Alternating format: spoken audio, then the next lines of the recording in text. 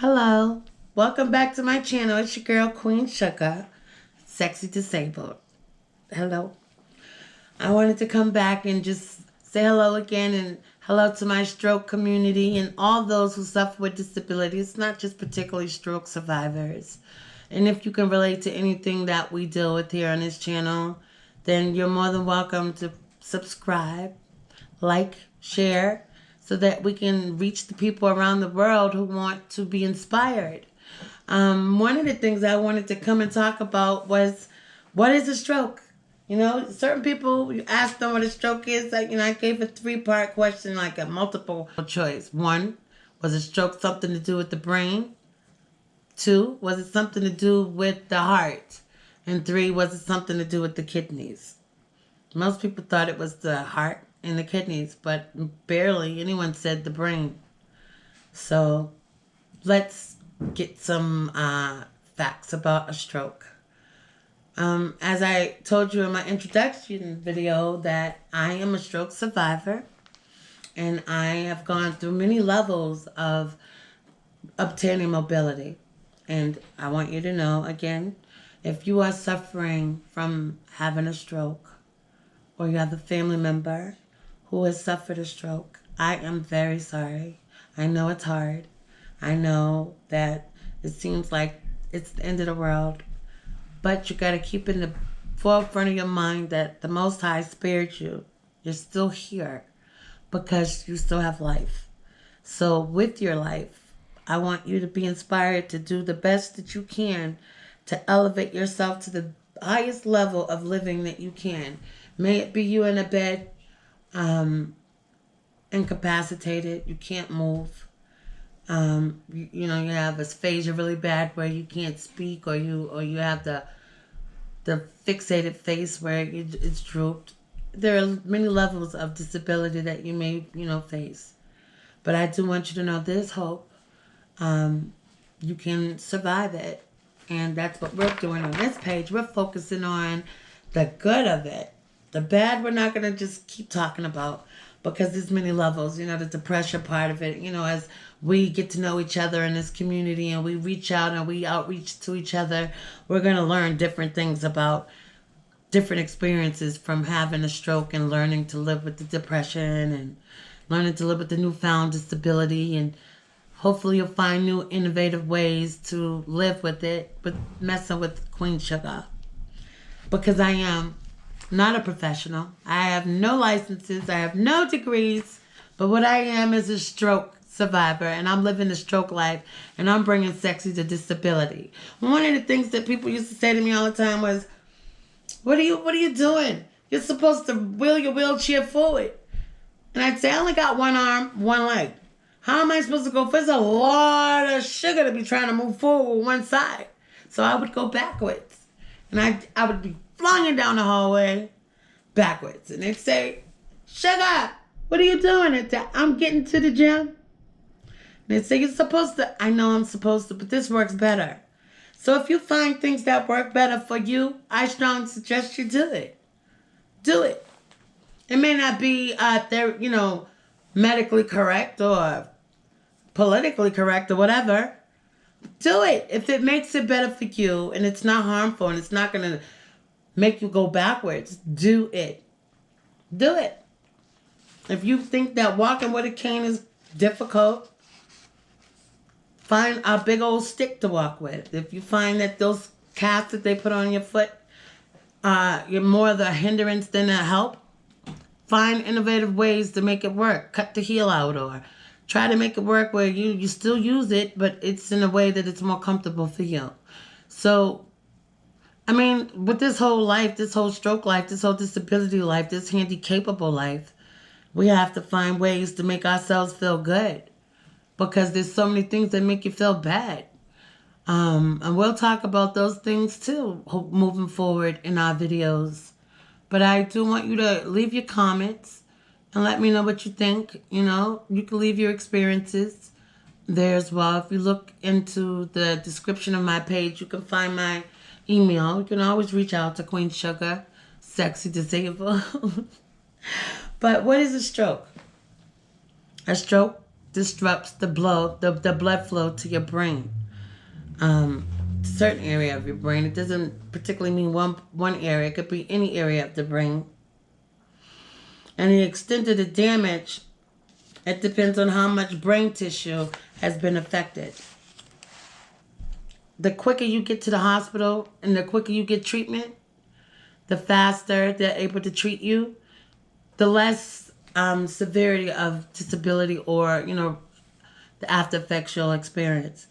I strongly suggest, if you feel any type of way, like if your face is drooping, or if you feel like, you're just so dizzy, you don't feel in control of your body, or if you find someone you know is experiencing these symptoms, get them to the hospital very quickly, because that could definitely change the outcome of their recovery.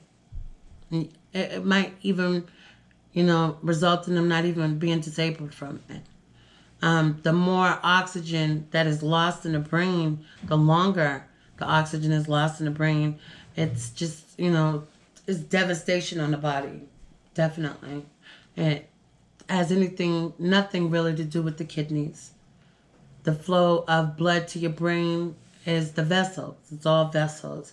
And if the vessels to your brain carry the blood, and something's in your vessels blocking the blood, and you lose oxygen from your brain, that's what the stroke is. That's what you're doing. You're stroking at that point.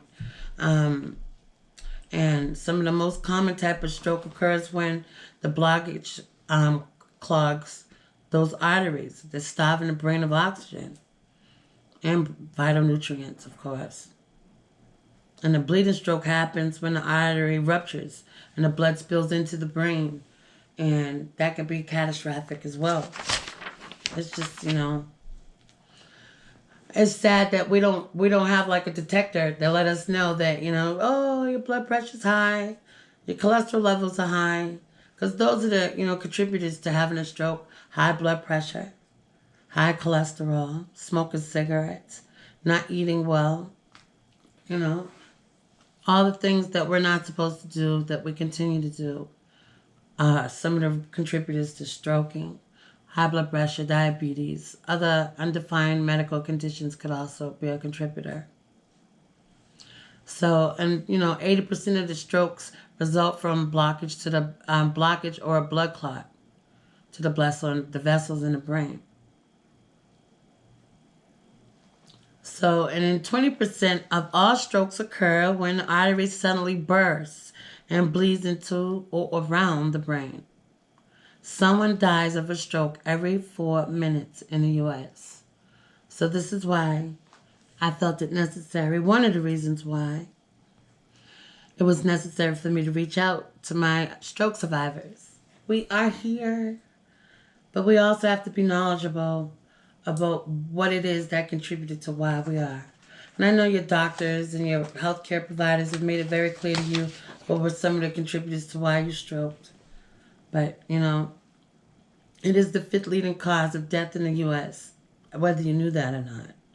It is the 5th leading cause of death in the U.S. and the leading cause of serious long-term disabilities. I have long-term disability. And there's different type of strokes, I'm not going to go into them right now, but we know that stroke is the result of oxygen not being provided to the brain, and it causes the brain to starve the oxygen, and next thing you know, your body parts start to disconnect from the brain. And the brain is what actually makes your body parts work. Like, my leg is no longer attached to my brain. The only thing on my leg that is attached to the brain now is my hip. The knee stays straight, and the hip, the ankle straight, and the feet, what are they, toes? The toes are flat. So when the brain disconnects from the body, that's when you get the weakness. That's when you get the paralysis, and you're unable to move it. So with physical therapy, occupational therapy, it definitely helps generate the nerves back. They have Botox and electrical therapy where they shoot electrical rods and vibes and little what am I trying to say? The electrical thingies through your body. And it helps your hand open or your leg move and you jump. And those things are really good when you're going to physical therapy. And I strongly suggest all of our stroke survivors to keep up with the physical therapy. Keep up with the occupational therapy. Get therapy, period, for the mental. Because, you go through different levels, just like you go through different levels of grief. Grief, you go through them. One of the levels is anger. One of the levels is remorse. You feel like, you could have did something to, prevent this from happening. I just don't want you to get stuck in that place in your mind where you feel like life is over. Like, you don't have to feel like that. I don't want you to ever think that that's the result of a stroke, because it's not. There are people out here doing things. Although we're not on TV, I'm hoping that this channel will grow so much that it will inspire people all around the world to get up and do everything that they dreamed that they could do. They just have to do it with, a little more care and, a little more patience. We're not going anywhere. We're still here. I'm here. Queen Suga's here to represent all of us. Handi-Capables, sexy to disability, all of that. Nobody can take none of that away from your mental. That's the thing. It's not cockiness. It's not arrogance. And it's not conceited. What it is confidence. What it is being awoken after being asleep for so long, being stuck in a stigma of what a stroke and being disabled means. It doesn't mean that, what it used to. Times have changed. We've changed with the time. Get up, live your life. Do the things that you want to do. I was compelled to talk to the people who are unable to get up and get out and move. They're paralyzed.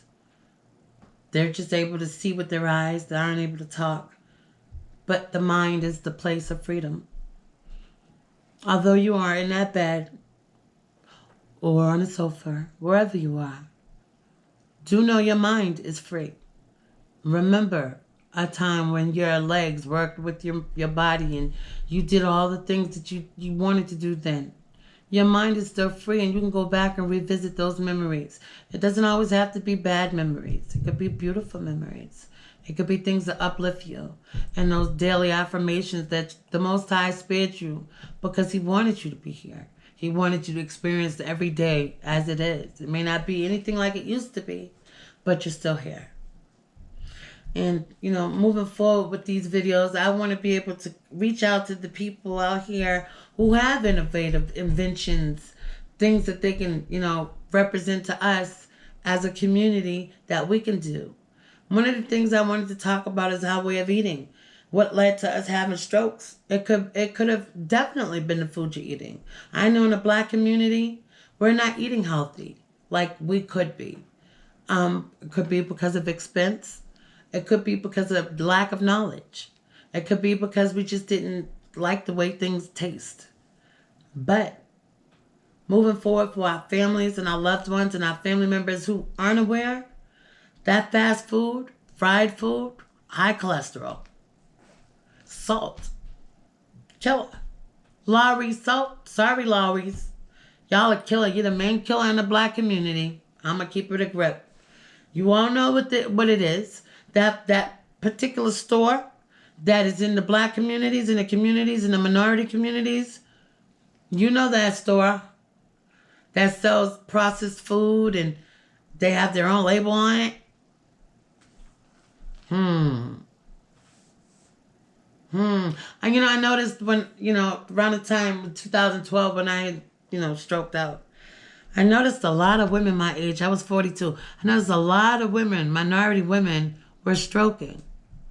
And I'm like, what is it? And, with my own little Scorpio detective work, I did find out that a lot of us minority women were stroking and we were all shopping in the same place. We were feeding our children the same food. This particular place in our communities. You know who they are. I'm not going to get sued because I have nothing to get. I'm poor, but I'm happy. But I'm telling you, it's the food. Overprocessed, oversaturated, just with poison. Yes, it led to our stroke. You notice once you stop eating that, the life start feeling so much better. I won't even buy water from that store. And you know what type of store? It's not just that one particular store. It's the same store. They just changed their names in different cities. The overprocessed mac and cheese, the shells with the tuna thingy, the hamburger helper like type of stuff. That stuff is a killer. The over salty fast food, the food, the fried fish, the clams, the fries, the McDonald's, the Burger Kings. It's killing us. Okay? There's so many good things that we can do with our food, and it tastes better than anything that they have out there in any commercial or in any of these little fast food franchises. We can do things our way, and it tastes so good. And moving forward in our videos, you're going to learn some awesome meals that I've worked on, that I feed me and my children. And I know you don't think I'm too small, but I have lost a few pounds, and I'm gonna keep working on my journey. Thing is, each one should teach one. If you don't know anything, let's learn together. Let's experience new things together. Let's get out and climb mountains and things. I want to do activities, and I want to go and do things like horseback riding. One-arm horseback riding, that would be amazing. I want to do it. If you've done it, tell me how it is. I went on a roller coaster this summer with my daughter. I can't believe I did it. Boy, oh boy. I don't know what made me do it. Seriously, I don't know what made me do it. I just felt like I haven't been able to do this in years. So let me, I did it. Oh my God. I couldn't even scream. I was like, what?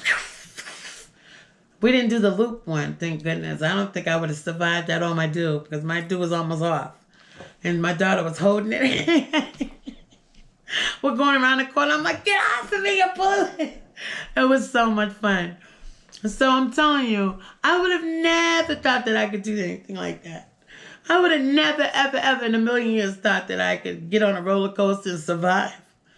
But you don't know until you know. What I didn't think I could do was actually go out in the community by myself. I was so afraid of falling because I've had some humdingers of some falls. I've had a fall that I will never, ever, ever, ever forget. I was standing in a straight standing up position and ended up, bam, right on my ass.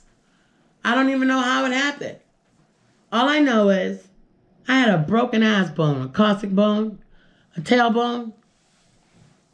Oh my jeez. You don't know pain? Like breaking the butt bone. I couldn't sit down. I had to sit to one side. I had to lay down all day. Like going to the bathroom. It didn't happen. It didn't happen for a few days. And when it did, they were ready to dial 911. So I've had some humdingers, some falls. And that is one of my biggest fears, is falling.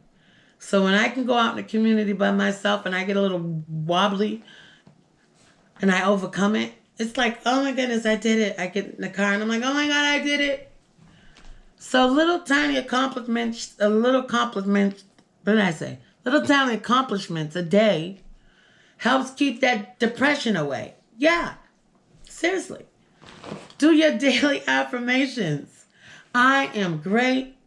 I am beautiful, or I'm handsome. Men, women. I can do anything anyone else can do. I have to pace myself and be patient and give yourself a goal every day to try to accomplish. You need a loaf of bread? Nobody's around? If it takes you all day to get that loaf of bread, do it. You'll be so proud. You may be very hungry by the time you get it, but you did it. You got that loaf of bread. And you did it by yourself. And you pat yourself on the back and know Queen Suga is so proud of you. I love when we just try. Get it done, but you tried. You got up and did what was necessary to get it accomplished. Try to get it accomplished. That's all we want. That's all we want. Get up and try. Do a little bit every day to make yourself feel good. One of the things that, in the beginning parts of me, living with the stroke life was doing my own showers. When you're in the hospital, they said, oh, you can only get a shower twice a week. I said, what? Twice a week? You know who I am? I'm Queen Suga. I need a shower every day. I need my perfumes, my moisturizers. I'm like, I can't not, no. So I was like, well, just wheel me to the edge of the door. I'll do it myself. It's like, no, you can't do it yourself. I'm like, yes, I can. They're like, no, honey, you can't. At first, it's hard to believe you can't do half the stuff you used to do. Like, they were right. I couldn't transfer myself over to the little shower seat. And they only have a face cloth and a hand shower. How am I going to wash and hold the hand shower thingy? So they worked it out where they had one CNA who came in every morning. I forgot her name, but I love you. And I thank you so much. It was around Christmas, and you were surprised at the Christmas gift me and my family gave you. But we were very grateful for what you did for me. Every day she came in and made sure I had a shower. Because I'm a spoiled brat. I mean, I'm so sorry in advance. But it's the way I am. Like, it's like trying to tell a doggy you don't bite people, but they got sausages attached to their butt. Of course you're gonna go after the sausage. I wanted my shower. I wanted life to be as normal as possible. So thank you again. I forgot her name. I don't want to say the wrong name, but you know who you are. If you ever see this video, thank you again, and God bless you. But moving forward, my lovely community, do know that Queen Suga does love you. And if you don't feel like nobody in this world got your back, I do. You need something, and I can help you with it, give me a holla. Next time, come back, like, subscribe, get to know your homegirl, Queen Suga, because it's going to be your best friend now. We're going to be going through this stroke life together. I love you all. Thank you.